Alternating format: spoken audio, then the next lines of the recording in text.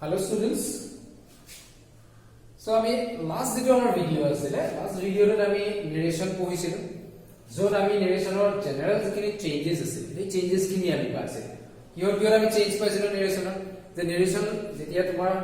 direct speech ৰ পৰা indirect speech লৈ আনিম চাৰি ধৰণৰ আমি change পাইছিলো there are four kinds of changes while changing on narration from direct speech to indirect speech. First change was change it was like first change to was the changes in pronoun, next person changes in tense, next person changes in time expression, or third person changes in place expression. Okay, সেইখিনি আমি ভালদৰে এবাৰ চাইছিলো আৰু তোমালোকে যদি চোৱা নাই তেতিয়াহ'লে ভিডিঅ'টো এবাৰ চাই ল'বা সেইখিনি নেক্সট আমি সেন্টেন্স ওয়াইজ কেনে ধৰণে কৰিব লাগে সেইটো আমি চাম কাৰণ আমি সেন্টেন্স ওয়াইজ যেতিয়া কৰিম আমাক কিন্তু সেই চাৰিটা চেঞ্জ লাগিব সেইকেইটা আমাৰ কম্পালসৰি হয় এই ৰুল কেইটা আমাৰ সকলোতে ফলো হ'ব গতিকে সেইকেইটা তোমালোকে এবাৰ ভালদৰে চাই ল'বা এতিয়া আমি সেন্টেন্স ওয়াইজ কৰিবলৈ যাওঁতে ফাৰ্স্ট আমি অ্যাসাৰ্টিভ সেন্টেন্সটো চাম অ্যাসাৰ্টিভ সেন্টেন্স বুলি ক'লে আমি এটা কি বুজি পাওঁ সেইটো আমাৰ অকমান আইডিয়া থাকিব লাগিব তোমালোকে এইখিনি সেন্টেন্সৰ যিখিনি কাইন্ডছ আছিলে এইখিনি সৰুতে পঢ়ি আহিছা গতিকে আমি পাঁচটা সেন্টেন্সৰ কাইন্ডছ পাইছিলো assertive sentence interrogative sentence imperative sentence, optative sentence and exclamatory sentence. এই আমি পাঁচটা ভাগ পাইছিলো এই পাঁচটা ভাগৰ কোনটা ভাগ কেনেকুৱা হয় তোমালোকৰ আইডিয়া হয়তো আছে তথাপি মই অকমান আইডিয়া দি গৈছো তোমালোকক assertive sentence বুলি ক'লে আমি কি বুজিব এনেকুৱা কিছুমান সেন্টেন্স হয় যিবিলাকে আমাক কি কৰে it describes a person a thing or any event যিবিলাকে সদায় আমাক describe কৰে কিবা কৰা এজন ব্যক্তিৰ কথা ক'ব পাৰে বা কোনোবা এটা বস্তুৰ কথা ক'ব পাৰে বা যিকোনো এটা ঘটনাৰ কথা ক'ব পাৰে কি তাৰ যিবিলাক বৰ্ণনা দিয়ে এনেকুৱা বৰ্ণনামূলক বাক্যবিলাকক আমি কি বুলি কওঁ assertive sentence বুলি কওঁ এটা ফাৰ্স্ট আমি এটা এক্সাম্পলৰ হ'লে চাওঁচোন কেনেকৈ assertive sentence বিলাকক আমি ডাইৰেক্ট স্পিচৰ পৰা ইনডাইৰেক্ট স্পিচলৈ চেঞ্জ কৰিব পাৰোঁ সো ফাৰ্স্ট ফলো চাবা Anil said to me I made some money yesterday so ইয়াত তোমাৰ Anil said to me I made some money yesterday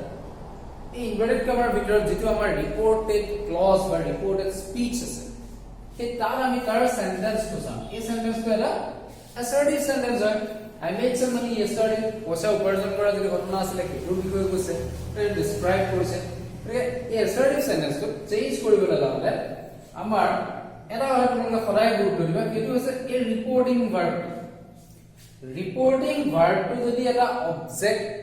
বা ৰিপৰ্টিং ভাৰ্বটোক যদি এটা অবজেক্টে ফলো কৰে মানে অবজেক্ট এটা যদি ৰিপৰ্টিং ভাৰ্বটোৰ পাছত দিয়া আৰু সেই অবজেক্টটো যদি এটা প্ৰনাউন হয় তেতিয়া এই ৰিপৰ্টিং ভাৰ্বটো চেঞ্জ কৰি আমি টেল ব্যৱহাৰ কৰিব লাগে আমাৰ সে যদি দিয়া থাকিব ৰিপৰ্টিং ভাৰ্ব ইয়াৰ যে সে বুলি পেলাই যদি কিবা এটা অবজেক্ট দিয়া থাকে তেতিয়া এইটো চেঞ্জ হৈ পেলাই ক'লৈ যাবগে তেতিয়াহ'লে এইটো আমি টেল ব্যৱহাৰ কৰিব লাগে টেন্স হৈছে একৰ্ডিংলি হ'ব এইটো আমাৰ Yeah, তোমাৰ আছে Anil said to me me to এটা তোমাৰ পাৰ্সোনাল pronoun এটা অবজেক্ট হিচাপে ইউজ কৰা আছে গতিকে আমি ইয়াক চেঞ্জ কৰিবলৈ কি ব্যৱহাৰ কৰিলো said ৰ past form use said to past form আছে গতিকে আমি tell ৰ past form told ব্যৱহাৰ কৰিলো Anil told me next তোমাৰ ডাইৰেক্ট স্পিচত যদি কমা আৰু ইনভাৰ্টেড কমা থাকিব এই কমা আৰু ইনভাৰ্টেড কমাটো আমি সদায় অমিট কৰি ৰাখিব লাগিব ডাইৰেক্ট ইনডাইৰেক্ট স্পিচলৈ যাওঁতে ইয়াক নোহোৱা কৰি ৰাখিব লাগিব উচ্চ কৰি ৰাখিব লাগিব তাৰ কাৰণে আমি সদায় কি কৰিম ডাইৰেক্ট স্পিচৰ কমা আৰু ইনভাৰ্টেড কমাৰ পৰিৱৰ্তে instead of the comma and inverted comma we use that conjunction আমি সদায় দ্যাট কনজাংচন ব্যৱহাৰ কৰিব লাগিব গতিকে Anil told me that next আমাৰ চেঞ্জেছ যিকেইটা পাইছে এই চেঞ্জেছ কেইটা মানে একৰ্ডিংলি আমি চেঞ্জ কৰিম ফাৰ্স্ট আমি প্ৰনাউনত চেঞ্জ কৰিব লাগে ইয়াত তোমাৰ প্ৰনাউন কি আছে I আছে I made some money yesterday I to tomorrow কোনটো পাৰসন কোনটো নাম্বাৰ এটো তোমাৰ সিঙ্গুলাৰ পাৰসন কি ফাৰ্স্ট পাৰসন সিঙ্গুলাৰ নাম্বাৰ হয় গতিকে ফাৰ্স্ট পাৰসন দিলে লাগে ফাৰ্স্ট পাৰসনটো সদায় কাক ৰেফাৰ কৰে সদায় ৰিপৰ্টিং ভাৰ্বৰ সাবজেক্টটো ৰেফাৰ কৰে এটা অনিলৰ সলনি আমি এটা প্ৰনাউন ইউজ কৰিব পাৰো প্ৰনাউনটো হৈছে হি যিকোনো এজন ব্যক্তিৰ নামৰ পৰিৱৰ্তে আমি যেতিয়া প্ৰনাউন ইউজ কৰিব লাগে তেতিয়া আমি হি বা সি ব্যৱহাৰ কৰোঁ ইয়াত তোমাৰ অনিল আছে অনিলৰ পৰিৱৰ্তে আমি কি কৰিলো হি ব্যৱহাৰ কৰিলো নেক্সট তোমাৰ changes in tends to follow কৰিম ইয়াত আমি দেখিলো যে সেন্টেন্সটো কি কোনটো স্ট্ৰাকচাৰত আছে subject plus main verb in past form আৰু ভি টু টু আছে পাস্ট ফৰ্মত আছে মেড মেড গতিকে past form থকা লগে আমি বুজি পালো subject plus main verb in past form means it is in past indefinite tense যে তোমাৰ কোন টেন্সত আছে বিদাল past indefinite tense আছে গতিকে past indefinite tense তো যদি ৰিপৰ্টিং ভাৰ্বটো past tense থাকে তেতিয়াহলে ডাইৰেক্ট স্পিচৰ পৰা indirect স্পিচলৈ নিউতে past indefinite tense to পৰিৱৰ্তন হ'ব এটো চেঞ্জ হ'ব চেঞ্জ হৈ গলে যাবগে past perfect tense হৈ যাব এই perfect tense লৈ নিয়াৰ লগে লগে ইয়াত কি হ'ল had made past perfect tense ৰ স্ট্ৰাকচাৰটো কি আছিল subject plus had plus main verb in its past participle form গতিকে he had made some money yesterday is a time expression or time expression to change or কেনেকৈ change হ'ব দেখা আছে তোমালোক yesterday to তোমাৰ দুটা ধৰণে চেঞ্জ কৰিব পাৰো এটা হৈছে the day before আৰু আনটো হৈছে the previous তুমি আমি ইয়াত the day before বা তোমালোকে the previous day লিখিব পাৰা ইয়াত যদি the previous day লিখা সেইটো ভুল নহয় কিন্তু the previous day এটো তোমালোকে ইউজ কৰিব পাৰা যিকোনো এটা ইউজ কৰিলে গতিকে আমি আলটিমেট কি পালোগে Anil told me that he had made some money that day এই জেনাৰেল ৰুল এখিনি আমি ফলো কৰিব লাগিব ফাৰ্স্ট আমাৰ কথা সদায় মনত ৰাখিব লাগিব যদি ইয়াত কোনো ধৰণৰ pronoun নাথাকে ৰিপৰ্টিং ভাৰ্বৰ পাছত যদি pronoun দিয়া নাথাকে তেতিয়া আমি এটো অনিল said আছে টু মিন না অনিল said তেতিয়া আমি ইনডাইৰেক্ট স্পিচলৈ নিলো অনিল said লিখি দিও যদি তোমালোকে এই সেন্টেন্সটো লিখা Anil said to me that এটো কিন্তু as per grammatical rule it is not incorrect এটো কিন্তু ভুল নহয় কিন্তু এটো ইউজ টু ভুল নহয় আমি কৰিব পাৰো কাৰণ আমি জানো say tell আৰু speak এই তিনিটা মানে সিমিলাৰ হ'ব ইয়াৰ মিনিংটা প্ৰায় একে হয় say মানে কোৱা tell মানে কোৱা speak মানে কোৱা ইয়াত স্লাইট ডিফাৰেন্স আছে এটা সব স্পিক বুলি ক'লে সাধাৰণতে কি স্পিক বুলি কোৱাৰ লগে লগে আমাৰ স্পিকাৰ এজন সদায় ইনভলভ হৈ থাকে for example I speak good English তে মই ভাল ইংৰাজী কওঁ এটা মই ভাল ইংৰাজী কওঁ বুলি কোৱাৰ লগে লগে ইংৰাজী কোৱা মানুহজন কোন মই নিজে হ'লে গতিকে মই স্পিকাৰ এজন তাত ইনভলভ হৈ আছো মই তাত কিন্তু আই সে বা আই টেল ব্যৱহাৰ কৰিলে ভুল হ'ব আই স্পিক বুলি ক'ব লাগে টেল বুলি কোৱাৰ লগে সাধাৰণতে কি হয় ফেক্ট এটাৰ কথা কোৱা হয় যেতিয়া ফেক্ট এটাৰ কথা কোৱা হয় তেতিয়া টেল ব্যৱহাৰ কৰা বুজি পাইছা না এটা এনেকুৱা ডু নট টেল এ লাই মিছা কথা কোৱা যদি ফেক্ট হয় সেইটো কথা কোৱা সেইটো নকবা সেইটো ক'ব নালাগে আৰু সেয়ে তোমাৰ যিকোনো এটা ইনফৰমেশন আমি কমিউনিকেট কৰোঁ ইনফৰমেশনটা আমি কাৰোবাক দিম এতিয়া তাত তোমাৰ স্পিকাৰ ইনভলভ হৈ নাথাকিবও পাৰে বা যিকোনো এটা ফেক্ট নহবও পাৰে কিন্তু এই দুটা বস্তুৰ ক্ষেত্ৰত সেইটো সদায় জড়িত থাকে এটা স্পিকাৰ ইনভলভ হৈ থাকে আৰু এটা ফেক্টৰ কথা বুজায় সাধাৰণতে গতিকে ইয়াত আমি এই ইয়াৰ যিটো ইউজ হয় সেই ইউজটো প্ৰপাৰ ইউজ কৰিবলৈ ট্ৰাই কৰিব লাগে এটা চাবা যদি ইয়াত pronoun এটা দিয়া থাকে এজ এন অবজেক্ট তেতিয়াহলে আমি কি কৰিম এই ৰিপৰ্টিং ভাৰ্ব যিটো said সেইটো আমি চেঞ্জ কৰি ইয়াত tell ব্যৱহাৰ কৰিম ইয়াতে said টু পাস ফৰ্ম আছে কি ইয়াৰ পাস ফৰ্ম told ব্যৱহাৰ কৰিম যদি তোমাৰ কোনো ধৰণৰ অবজেক্ট ইয়াত দিয়া নাথাকে তেতিয়াহলে আমাৰ ৰিপৰ্টিং ভাৰ্ব যেনেকৈ আছে আমি তেনেকৈ লিখিব পাৰোঁ চেঞ্জ নকৰিলে হ'ব সমেত told me তাৰপিছত আমি ডাইৰেক্ট স্পিচৰ কমাৰ ইনভাৰ্ট কমাৰ পৰিৱৰ্তে that conjunction ব্যৱহাৰ কৰিম নেক্সট আমি pronoun চেঞ্জ কৰিম নেক্সট টেন্স চেঞ্জ কৰিম আৰু তাৰপিছত আমি টাইম এক্সপ্ৰেছন বা প্লেস এক্সপ্ৰেছন যদি কিবা থাকে তাত আমি একৰ্ডিংলি চেঞ্জ বিলা কৰিম আৰু কৰিলে আমাৰ সেন্টেন্সটো কমপ্লিট হ'ব আৰু শেষত গৈ পেলাই আমি সদায় দিম পাংচুৱেশ্যন মাৰ্ক সদায় ফুল ষ্টপ ইউজ হ'ব বেলেগ আমি পাংচুৱেশ্যন মাৰ্ক শেষত ইউজ কৰিবগে নোৱাৰো সদায় ফুল ষ্টপ হ'ব ঠিক আছে এটো আছে assertive sentence তো ইয়াৰ লগতে তোমালোকে আৰু এটা বস্তু চাবা assertive sentenceৰ ক্ষেত্ৰত কেতিয়াবা আমাৰ মাষ্ট যিটো মডেল অক্সিলিয়াৰী ভাৰ্ব আমি মডেল অক্সিলিয়াৰী ভাৰ্ব পাইছো অক্সিলিয়াৰী ভাৰ্বৰ দুটা ভাগ আছে এটা প্ৰাইমাৰী অক্সিলিয়াৰী য'ত 11টা আছে আৰু এটা পাৰ্ট আছে মডেল অক্সিলিয়াৰী য'ত 13টা পাৰ্ট আছে মানে টোটাল তোমাৰ যিটো অক্সিলিয়াৰী ভাৰ্ব হয় বা যেটো এনামোলাস ভাৰ্ব বুলি কোৱা হয় সেই ভাৰ্বৰ গ্ৰুপটো টোটাল 24টা ভাৰ্ব থাকে 11টা প্ৰাইমাৰী আৰু বাকি 13টা হৈছে মডেলস তাৰ মাজৰ এটা আছে মাষ্ট এই মাষ্টটো আমি তিনটা ধৰণে ব্যৱহাৰ কৰিব পাৰো কেতিয়াবা আমি ইয়াক ট্ৰু প্ৰেজেন্ট হিচাপে ইউজ কৰিব পাৰো যদি আমি ইয়াক ট্ৰু প্ৰেজেন্ট হিচাপে ব্যৱহাৰ কৰো তেতিয়াহলে ইয়াৰ তোমাৰ ইনডাইৰেক্ট স্পিচৰে জানে চেঞ্জ হয় হ্যাভ বা হ্যাজ টু ব্যৱহাৰ কৰিব পাৰে হ্যাজ টু ব্যৱহাৰ কৰিব পাৰে না has to third person singular নাম্বাৰৰ লগত বহে বাকি have to first person both singular and plural second person both singular and plural and third person plural তাহলে আমি হ্যাভ টু ব্যৱহাৰ কৰো থাৰ্ড পাৰ্সন সিঙ্গুলাৰ নাম্বাৰ যিটো আছে তাৰ লগত আমি হ্যাজ ব্যৱহাৰ কৰোঁ গতিকে ইয়াত ট্ৰু প্ৰেজেন্ট যেতিয়া বুজাব মাষ্টাৰ তেতিয়া চেঞ্জ হৈ পেলাই হ্যাভ টু বা হ্যাজ টু হ'ব নেক্সট কেতিয়াবা ইয়াক আমি ফিউচাৰ টেন্সত ব্যৱহাৰ কৰোঁ ফিউচাৰ টেন্স যিটো হয় বা ফিউচাৰ টেন্স যিটো হয় তাৰ আমি ব্যৱহাৰ কৰিব পাৰোঁ যদি ফিউচাৰ টেন্সত আমি তাক ইউজ কৰোঁ তেতিয়াহ'লে কি হয় shall or will have to next কেতিয়াবা আমাৰ এটা ৰুল বা ৰেগুলেশনত কম্পালশনটো বুজায় ধৰিলোৱা you must do it এটো তুমি কৰিব লাগিব that is rule or regulation that is compulsion তাত তোমাৰ এটা কম্পালশন আছে বাধ্যবাধকতা আছে এই মাষ্ট তোমাৰ ৰুল বা ৰেগুলেশনৰ ক্ষেত্ৰত ইউজ কৰিব পাৰা আমি তেতিয়া কিন্তু ইয়াৰ কোনো ধৰণৰ পৰিৱৰ্তন নহয় চেঞ্জ কেতিয়াও কৰিব নোৱাৰে এটো মাষ্ট হৈ থাকিব তাত কোনো ধৰণৰ চেঞ্জ নহয় আমি এই বস্তুটোৰ এটা এক্সাম্পলৰ কথা আমি এবাৰ চাই দিম তেতিয়া কথাটো তোমালোকৰ কাৰণে সহজ হ'ব মই এটা এক্সাম্পল তোমালোকৰ কাৰণে দেখুৱাই আছো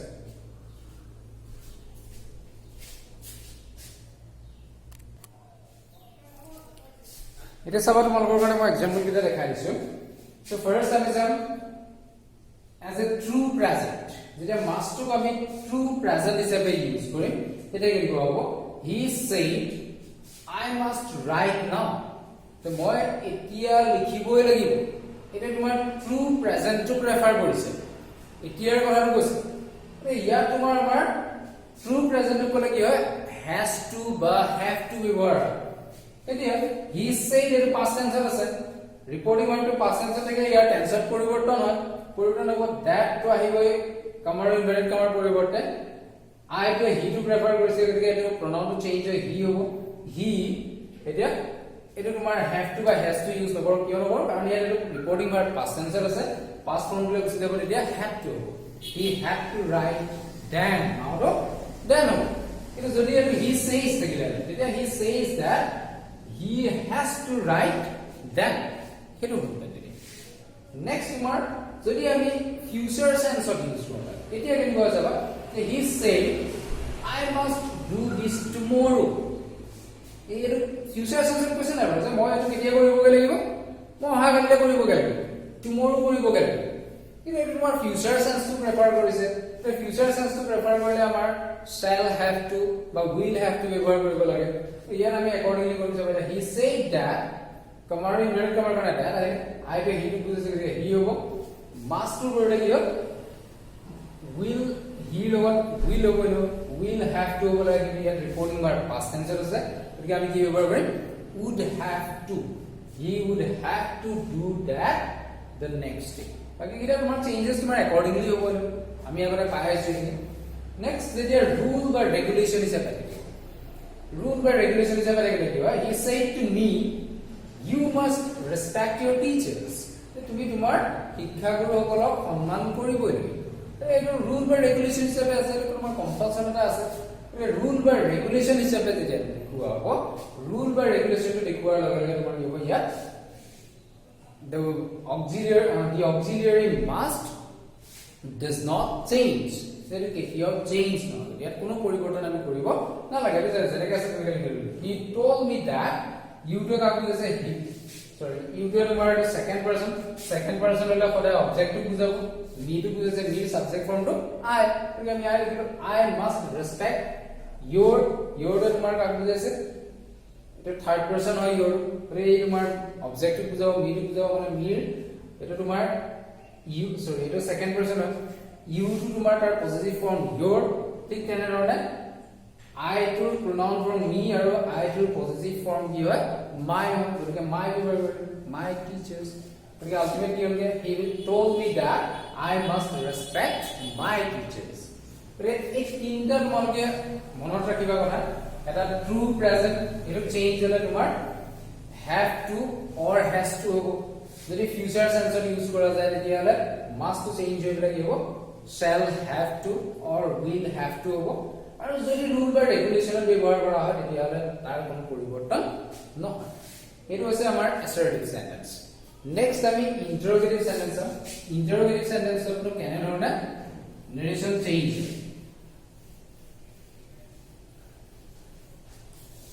মই এক্সাম্পলৰ সৈতে তোমাক দেখাই আছো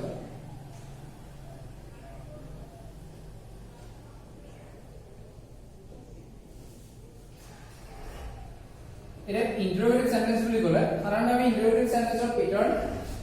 দুটা কিন্তু ইন্টাৰোগেটিভ সেন্টেন্সৰ টাইপ তিনটা হয় এটা তোমাৰ ইনভাৰ্টেড কোৱেশ্চন বুলি কোৱা হয় বা যিটো ইয়েস টাইপ প্যাটাৰ্ন এটা কোৱা স্পেসিফিক কোৱেশ্চন যিটো তোমাৰ ডব্লিউএছ ক্লজ প্যাটাৰ্ন বুলি কোৱা হয় তাৰ উপৰিও এটা থাকে সেইটো হৈছে ট্যাগ কোৱেশ্চন আৰু ট্যাগ কোৱেশ্চনটো তোমাৰ ইন্টাৰোগেটিভ সেন্টেন্সৰ মাজতে সোমায় কিন্তু আমাক ট্যাগ কোৱেশ্চনৰ প্ৰয়োজন নাই আমাক নেৰেশ্যনৰ ক্ষেত্ৰত দুটা প্যাটাৰ্নৰ প্ৰয়োজন আছে এটা হৈছে ইয়েস টাইপ প্যাটাৰ্ন আৰু আনটো হৈছে ডব্লিউএছ ক্লজ প্যাটাৰ্ন এটা ইয়েস টাইপ প্যাটাৰ্নটো কেনে ধৰণে হয় আমি ফাৰ্স্ট দেখি চাই লওঁ ইয়েস টাইপ প্যাটাৰ্নত আমাৰ সেন্টেন্স এটা কেনে ধৰণে আমি ডাইৰেক্ট স্পিচৰ পৰা ইনডাইৰেক্ট স্পিচলৈ নিম মই এটা এক্সাম্পল দেখাই দিছো চাবা Anita said to Ravi, can you ride a bicycle?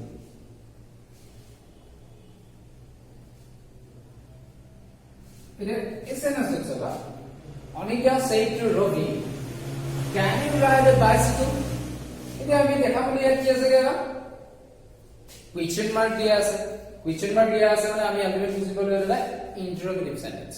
Plus আমি ইয়াৰ আৰু এটা কথা লক্ষ্য কৰিম ইয়েস টাইপ প্যাটাৰ্ন বা ইন্টাৰোগেটিভ সেন্টেন্স বুলি কোৱাৰ লগে এই প্ৰকৃততে কোনটো প্যাটাৰ্নৰ হয় ইয়েস টাইপ প্যাটাৰ্ন নে ডব্লিউএছ ক্লজ যদি ইয়েস টাইপ প্যাটাৰ্নৰ হয় সাধাৰণতে কি হয় the question starts with an auxiliary এই কথা এটা auxiliary verb এ start হয় যদি ডব্লিউএছ ক্লজ হয় তেতিয়াহলে it starts with a questioning word WH clause questioning word WH clause or a questioning word he horai start hobe eta tomar specific question ba WH clause question pattern boli koa aru jodi tomar inverted question hoy ba yes or pattern question hoy tela question to horai care start hobo jitu eta auxiliary start here eta can be auxiliary verb ei can be start hoise mane eta yes or pattern sentence aru here first kora logo jetia tomaloke question mark da likhiba bujiba pai eta interrogative sentence বুলি কোৱা লাগে first তোমালোকৰ change ইটো হয় এই change to reporting verb লাগিব reporting ভাৰ্বটো আমি change কৰিম চেঞ্জ কৰি পেলাই আমি কি কৰিম ইয়াত asked ব্যৱহাৰ কৰিম asked Ravi আমি কেৱল যে asked ব্যৱহাৰ কৰিব সেইটো নহয় asked ৰ পৰিৱৰ্তে আমাৰ আৰু আছে ইয়াত আমি inquire of ব্যৱহাৰ কৰিব inquire of আমাৰ দুটা ধৰণে শুদ্ধ হয় দুটা ধৰণে আমি লিখিব পাৰো কিছুমান গ্ৰামাৰ কেতিয়াবা আমি দুটা পাই যাবা কেতিয়াবা কিছুমান তোমালোকে অকল ই বুলি পাব পাৰা বা কিছুমান তোমালোকে আই বুলি পাব পাৰা এটা কনফিউজ নহবা এইটো শুদ্ধ হয় আৰু এইটো শুদ্ধ দুটা আমি লিখিব পাৰো বা কেতিয়াবা আমি এটা এনেকৈ লিখিব পাৰো want to know ইন্টাৰোগেটিভ সেন্টেন্স দিলে want to know এইটো লিখিব পাৰো কিন্তু এতিয়া আমি ঠিক ask লিখিব পাৰো inquire of বা want to know এইটো এনেকুৱা ধৰণৰ আমি ৰিপৰ্টিং ভাৰ্ব ব্যৱহাৰ কৰিব পাৰো কিন্তু জেনাৰেলি যিটো ব্যৱহাৰ কৰা হয় কমনাৰ যিটো ব্যৱহাৰ কৰা হয় ফ্ৰিকুৱেন্ট যিটো ইউজ হয় সেইটো হৈছে ask এটা বেছিকৈ ব্যৱহাৰ কৰা হয় সহজ হৈছে এতিয়া তোমালোকৰ সাধাৰণতে যদি ইন্টাৰোগেটিভ সেন্টেন্স কৰা ask টো ব্যৱহাৰ কৰিলে বেছি সুবিধা হয় এইটো নকওঁ যে তোমালোকে এইটা ব্যৱহাৰ কৰিব নোৱাৰা এইটাও ব্যৱহাৰ কৰিব পাৰিবা এইটো ব্যৱহাৰ কৰিলে কেতিয়াও ভুল নহয় তে তোমালোকে একেবাৰে সহজ যিটো হয় সহজটো ব্যৱহাৰ কৰিলে বেছি ভাল গতিকে সহজটো ব্যৱহাৰ কৰিবা অনিতা asked Ravi আৰু যেনেকৈ সেইটোৰ পিছত আমি টু লিখিছিলো asked টোৰ পিছত কিন্তু কোনো প্ৰেপজিশন ইউজ কৰিব নোৱাৰো কিন্তু যদি আমি অবজেক্ট ব্যৱহাৰ কৰিলে inquire ব্যৱহাৰ কৰা লাগে তাৰ পিছত কিন্তু সদায় কি কৰিব অফ কৰিব যেনেকৈ সেৰ পিছত টু বহায় অবজেক্ট থাকিলে একে ধৰণে অবজেক্ট থাকিলে inquire ব্যৱহাৰ কৰিলে তাৰ পিছত আমি অফ ব্যৱহাৰ কৰিব লাগে তো অনিতা asked Ravi একেলগে আমি বুজি পালো এটা ইন্টাৰোগেটিভ সেন্টেন্স বুলি ক'লে হ'ব WH ক্লজ প্যাটাৰ্ন না ইয়েস টাইপ প্যাটাৰ্ন হেতুৰ কথা নাহে কে দুইটা প্যাটাৰ্নলে একেলগে ৰুল একেটা ৰিপৰ্টিং ভাৰ্বটো চেঞ্জ হয় ask inquire of বা want to know ইত্যাদি আমাৰ ৰিপৰ্টিং ভাৰ্ব আমি ব্যৱহাৰ কৰিব পাৰো নেক্সট আমি কি কৰিম ইয়াত যদি কমা আৰু ইনভাৰ্টেড কমা আছে কমা আৰু ইনভাৰ্টেড কমাৰ কাৰণে যেনে ধৰণে আমি assertive sentenceত that conjunction ইউজ কৰিছো ইয়াতো আমি এটা কনজাংশন ইউজ কৰিব পাৰো কিটো হৈছে if বা whether যিকোনো এটা ইউজ কৰিব পাৰো আমি if টো ব্যৱহাৰ কৰিব পাৰো বা whether টো ব্যৱহাৰ কৰিব পাৰো তে অনিতা asked Ravi if ব্যৱহাৰ কৰিব বা if টো লিখি আমি whether যদি লিখো তেতিয়াও ভুল নহয় whether টো আমি লিখিব পাৰো যিকোনো এটা লিখি একেলগে লিখিম তাৰ পাছত আমাৰ লিখিব ইন্টাৰোগেটিভ সেন্টেন্স বুলি কোৱা লাগিব মই তোমালোকক ফাৰ্ষ্টতে কৈছো যে ইয়াত কি হয় এটো ভাৰ্ব প্লাস সাবজেক্ট হয় ইয়াৰ স্ট্ৰাকচাৰ এটা অক্সিলাৰি ভাৰ্বেৰে স্টাৰ্ট হ'ব তাৰ পিছতে তোমাৰ সাবজেক্টটো থাকিব ইয়াক সদায় আমি কি কৰিব লাগিব এই ইন্টাৰগ্ৰেটিভ যিটো ষ্ট্ৰাকচাৰ আছে এই ষ্ট্ৰাকচাৰটো আমি সদায় এছাৰ্টিভ ষ্ট্ৰাকচাৰলৈ লৈ যাব লাগিব আমি ইয়াক সদায় assertive যিটো structure আছে আমাৰ সেন্টেন্সৰ এই assertive structure টো লৈ যাব লাগিব assertive structure টো কোনটো হয় subject plus verb এই subject plus verb লৈ যাব যেটো ইয়াৰ ওলটা হৈ আছে ইয়াত verb plus subject হৈ আছে ইয়াত can to verb এই can টো আছে তাৰ পাছত তোমাৰ subject you টো আছে ইয়াক আমি ডাইৰেক্ট স্পিচৰ পৰা ইনডাইৰেক্ট স্পিচৰ লৈ গলে ই চেঞ্জ হৈ যাব চেঞ্জ হৈ subject plus verb subject plus verb লৈ দিব you টো আগলৈ গুচি আহিব আৰু can টো পিছলৈ গুচি যাব এই ফৰ্মেটটো আমি নিবিলা চেঞ্জ কৰিব লাগিব গতিকে আমি ইয়াত সাবজেক্টটো আগলৈ লৈ সাবজেক্টটো ইয়াত কি আছে ইউ আছে এটো সেকেন্ড পাৰসন এই ইউ টো সেকেন্ড পাৰসনটো সদায় কাক ৰেফাৰ কৰিব ৰিপৰ্টিং ভাৰ্বৰ অবজেক্টটো ৰেফাৰ কৰিব এই ৰবিক ৰেফাৰ কৰিছে এই ৰবিৰ পৰিৱৰ্তে আমি ইয়াত লিখিব পাৰো তেতিয়াহলে হি লিখিব পাৰো আমি হয়নে যে Anita asked Rabi if he can to পিছলৈ যাব ৰিপৰ্টিং ভাৰ্বটো পাস্ট টেন্সত দিয়া আছে গতিকে can টো পাস্ট ফৰ্ম কুড হৈ গুচি যাব ইয়াত if he could ride a bicycle আৰু সদায় মনত ৰাখিবা কেখন আমি কিন্তু কোৱেশ্চন মাৰ্ক নিদিওগে কেখন আমি কি দিব লাগিব সদায় ফুল ষ্টপ দিব লাগিব আমাৰ যেটো ইয়াৰ পেটাৰ্নটো সদায় আছে সেন্টেন্সৰ পেটাৰ্নটো আমি এছাৰ্টিভ ষ্ট্ৰাকচাৰ লৈ লওঁ তে এছাৰ্টিভ ষ্ট্ৰাকচাৰ লৈ যোৱাৰ লগে ইয়াত তোমাৰ শেষত গৈ পেলাই আমি কোৱেশ্চন মাৰ্ক দিম তে এটো আছে তোমাৰ ইন্টাৰভিউ সেন্টেন্সৰ yesterday পেটাৰ্ন যিটো yesterday পেটাৰ্নৰ নেৰেশন চেঞ্জ বুজি পাইছা নিশ্চয় নেক্সট আমি WS ক্লজ পেটাৰ্ন চাম এই পেটাৰ্নটো কেনেকুৱা ধৰণে আমি ইন্টাৰভিউ সেন্টেন্স বিলাক চেঞ্জ কৰিব পাৰো এটা WS ক্লজ লৈ যোৱাৰ লগে কেনেকুৱা হ'ব চাবা ওকে মই এটা এক্সাম্পল দেখাই আছো তোমাক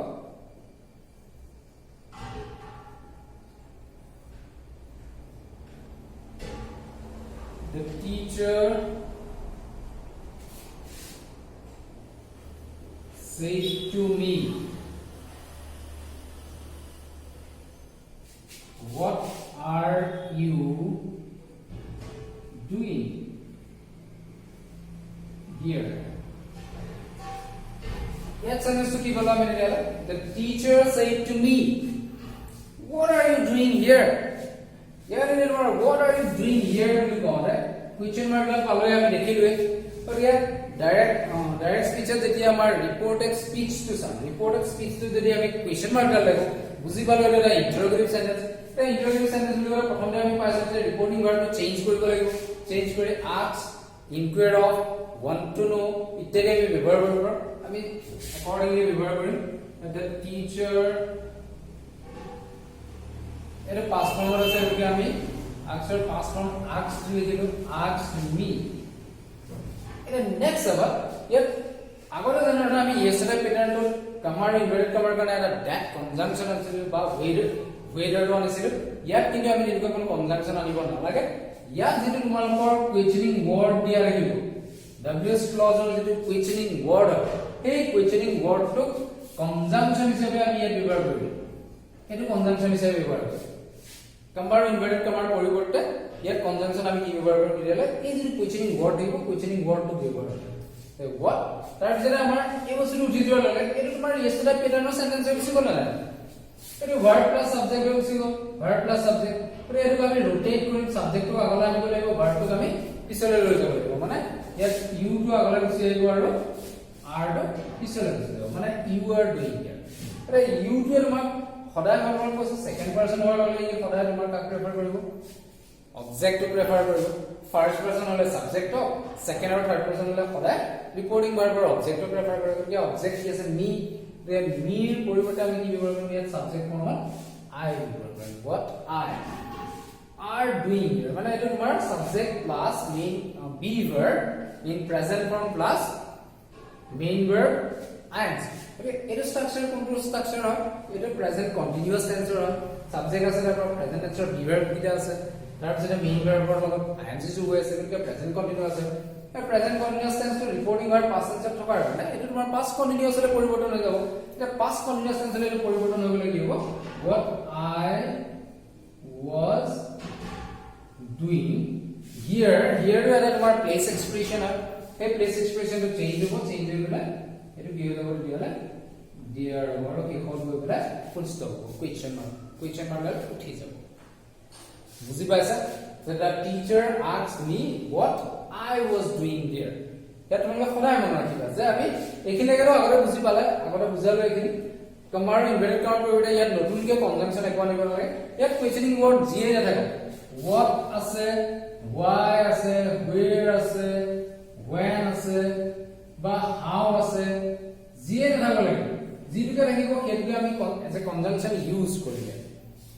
তাক ইউজ কৰাৰ পিছত আমাৰ সেন্টেন্স স্ট্ৰাকচাৰটো সলাই পেলাম আমি এইটো এসাৰ্টিভ স্ট্ৰাকচাৰ লৈ যাম এসাৰ্টিভ স্ট্ৰাকচাৰে নিয়াৰ লগে লগে সাবজেক্ট প্লাস ভাৰ্ব হ'ব লাগিব সাবজেক্টটো আগলৈ লৈ আহিলো ইউ আছিলে ইউটো তোমাৰ বিটো প্ৰেফাৰ কৰিছে গতিকে আই হ'ব এই ভাৰ্বটো পিছলৈ গুচি গ'ল এইটো পাষ্ট ফৰ্মলৈ গুচি গ'ল was I was doing here তোমাৰ dear এইটো হৈছে তোমাৰ WH ক্লজাৰ ইন্টাৰভিউ সেন্টেন্সত মানে আছে তোমালোকে ভালদৰে এবাৰ চাবা যদি কিবা তোমালোকৰ প্ৰবলেম থাকে তেতিয়াহ'লে তোমালোকে জনাবা নেক্সট আমি ইম্পাৰেটিভ সেন্টেন্সটো কেনে ধৰণে হয় ইম্পাৰেটিভ সেন্টেন্সটো এবাৰ চাই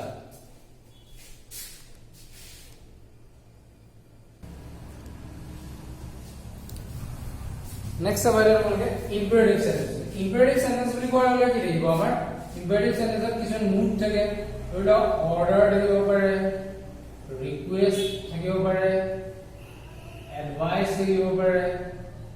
কমান্ড থাকিব পাৰে এটসেট্ৰা আমাৰ এনেকুৱা কিছুমান মুড থাকিব ইম্পাৰেটিভ মুড থাকিব একৰ্ডিংলি আমি মুড অনুযায়ী আমাৰ সেন্টেন্স বিলাক আমি চেঞ্জ কৰিব লাগিব from direct speech to indirect speech এটা চাওঁ মই এক্সাম্পল কেইটামান দেখাই দিছোঁ তোমালোকক The master said to his servant, "Get out from here." What is it? Here we see sentence bono. This sentence to tomar diya the master said to his servant. The master ne their servant jana koise. Ki boli koise? Get out from here. The master ne servant jana korai ki dibo. Obviously এটা order dibo. But here tomar get out from here boli kore here tomar imperative mood to ki ase diala. That is an order. It is jodi imperative mood to order. তেতিয়ালে আমি কি কৰিম the master a reporting verb যেটো আছে reporting verb to change কৰি পেলাই আমি order দিব মানে অৰ্ডাৰ দিব বুজায় যে আমাৰ ইম্পাৰেটিভ মুড টো যেটো হয় যদি অৰ্ডাৰ হয় অৰ্ডাৰ যদি ৰিকুৱেষ্ট হয় ৰিকুৱেষ্ট হ'ব বা যদি এডভাইস হয় এডভাইস টো গ'ল নাউন ফৰ্ম ভাৰ্ব ফৰ্ম কৰিলে কি হয় advisc হয় এটো ভাৰ্ব ফৰ্ম ce হলে নাউন হয় আৰু sc হলে ভাৰ্ব হয় এই এডভাইস আমি তেতিয়া ব্যৱহাৰ কৰিব লাগিব মানে ইম্পাৰেটিভ মুড যেটো এই ইম্পাৰেটিভ মুডটো আমি ৰিপৰ্টিং ভাৰ্ব হিচাপে ইনডাইৰেক্ট স্পীচত ব্যৱহাৰ কৰোঁ ইয়াত ইম্পাৰেটিভ মুডটো অৰ্ডাৰ আছে অৰ্ডাৰ কৰাৰ কাৰণে আমি ইয়াত ৰিপৰ্টিং ভাৰ্বটো চেঞ্জ কৰি পেলাই কি ব্যৱহাৰ কৰিলো অৰ্ডাৰ ব্যৱহাৰ কৰিলো এটো যদি পাষ্ট টেন্স আছে এতিয়া আমি পাষ্ট ফৰ্ম কৰিছো the master ordered his servant তাৰপিছত আমাৰ তোমাৰ ইনভাৰ্টেড তোমাৰ কাৰণে বাকি বিলাকত যেনেকৈ আমি কনজাংশন ইউজ কৰিছিলো ইয়াত বেলেগ কনজাংশন ইউজ নহয় ইয়াত সদায় কি হ'ব ইয়াত টু ইনফিনিটিভ ফৰ্ম হ'ব টু ইনফিনিটিভ ফৰ্ম বুলি ক'লে আমি কি বুজিব या 2 plus verb in present form এটা আছে 2 infinitive form এটা আমি 2 ব্যৱহাৰ কৰিম তাৰপিছত আমি ভাৰ্বৰ প্ৰেজেন্ট ফৰ্ম যেটো তোমাৰ ইম্পাৰেটিভ সেন্টেন্স বিলাক সদায় প্ৰেজেন্ট ফৰ্মতে থাকিব ভাৰ্বটো এই প্ৰেজেন্ট ফৰ্মটো ব্যৱহাৰ কৰিম আৰু তাত যদি কিবা চেঞ্জেস কৰিব লগা থাকে টাইম এক্সপ্ৰেছন বা প্লেস এক্সপ্ৰেছন তাত আমি চেঞ্জ কৰিম বা প্ৰনাউনত যদি কিবা চেঞ্জ কৰিব লগা থাকে কিবা চেঞ্জ কৰিম বাকি টেন্সৰ কোনো পৰিৱৰ্তন নহয় ইয়া টেন্স একেটা থাকিব পাষ্ট টেন্স আছে প্ৰেজেন্ট টেন্স আছে এইবিলাক আমি চাব নালাগে যেটো 2 ৰ পাছত আমাৰ প্ৰেজেন্ট ফৰ্ম ইউজ হয় গতিকে আমাৰ টেন্স একেটা থাকিব It was a imperative sentence. ইয়াত যদি অৰ্ডাৰ থাকে ৰিকুৱেষ্ট থাকে বা এডভাইস থাকে বা কমান্ড থাকে যিয়ে নাথাকে তেতিয়া আমি একৰ্ডিংলি তাৰ ৰিপৰ্টিং ভাৰ্বটো চেঞ্জ কৰি পেলাই কি মুডটো ৰিপৰ্টিং ভাৰ্ব হিচাপে ব্যৱহাৰ কৰিম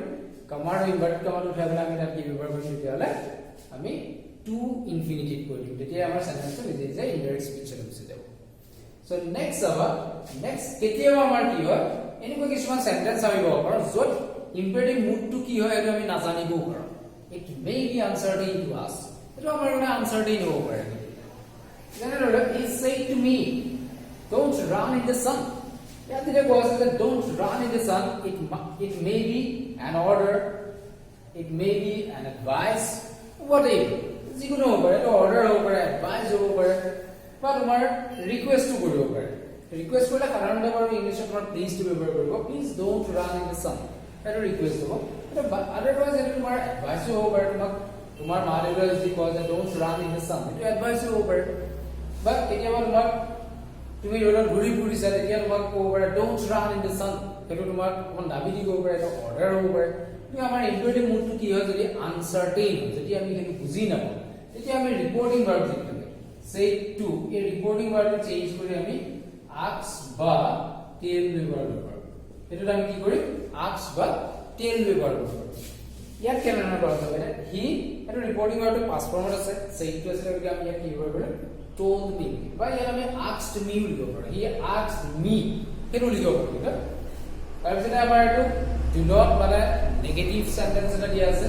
নেগেটিভ সেন্টেন্স দিয়া থকাৰ লগতে আমি টু ইনফিনিটিভ কৰাৰ আগত not টো সদায় ব্যৱহাৰ কৰিব লাগে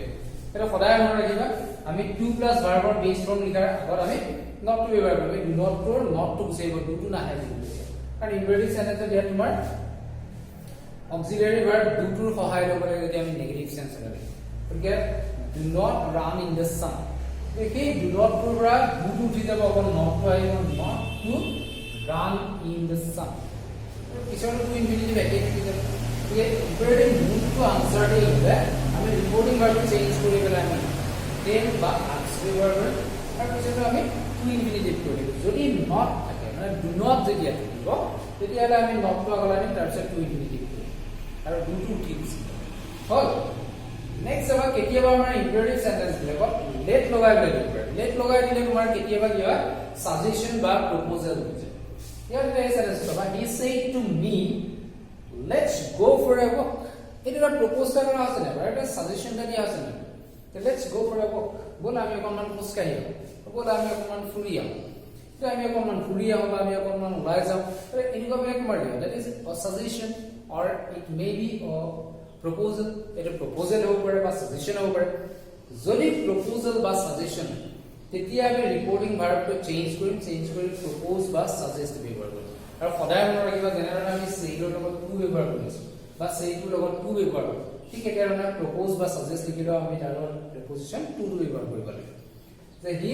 proposed to me বা he suggested to me যিকোনো এটা লিখিব পাৰো আমি he suggested to me লিখিলো বা he proposed to me লিখিলো হ'ব me তোমাৰো ইনভাৰ্টেড কমাৰ কাৰণে ইয়াত আমি কি ব্যৱহাৰ কৰিম এতিয়া that conjunction আকৌ ব্যৱহাৰ কৰিম যেনেদৰে assertive sentence কৈছো that ব্যৱহাৰ কৰিম ইয়াত যিটো let us আছে এই us টো ইয়াক আমি সদায় assertive structure লে নিবগে লাগিব assertive structure লে নিয়াৰ লগে মানে হ'ব us টো আগলৈ গুচি আহিব সাবজেক্টৰ জেগালৈ গুচি আহিলে us টো কাক বুজায় we টো বুজায় পুৰে we টো নিজে সাবজেক্টৰ জেগাত বহি যাব আৰু let টো হ'লে shall ইউজ হয় shall টো তোমাৰ ইয়াত past tense দিয়া আছে এটা past form দিয়া থকা লগে shall টো past form should ব্যৱহাৰ কৰা হ'ব যে we should go for a walk ইয়াত কিন্তু যদি they ব্যৱহাৰ কৰা they লিখিলো আমি would নিলিখো কিন্তু they লগত সদায় লিখিম should লিখিম কাৰণ ইয়াত টো shall ইউজ হয় let টোৰ পৰিৱৰ্তে shall ইউজ হয় মানে proposal বা suggestion হ'লে shall ইউজ হয়